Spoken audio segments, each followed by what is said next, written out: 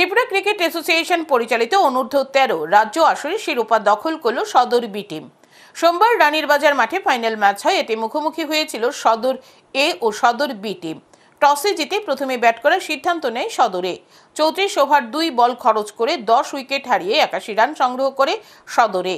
জবাবে ব্যাট করতে নেমে সদর বি 30 ওভার 5 বলে 4 উইকেট হারিয়ে 5 রান সংগ্রহ করে এবং 6 উইকেটে জয়ী হয়।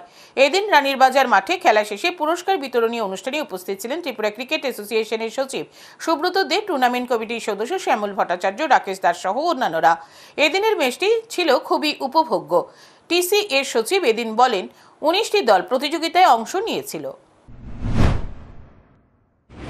আমরা আজকে হয়তো একজন চ্যাম্পিয়ন হয়েছে, একজন রানার্স হয়েছে, এটা খেলার নিয়ম। তবে এই মাঠে দেখলাম অনেক দর্শক আছেন বা প্লেয়ারদের গার্জিয়ানরাও আছেন, কোচ আছে, আমাদের সাপোর্ট স্টাফ আছে টিসিএর। সবাইকে আমি ত্রিপুরা ক্রিকেট অ্যাসোসিয়েশনের তরফ থেকে অনেক অনেক ধন্যবাদ জানাচ্ছি।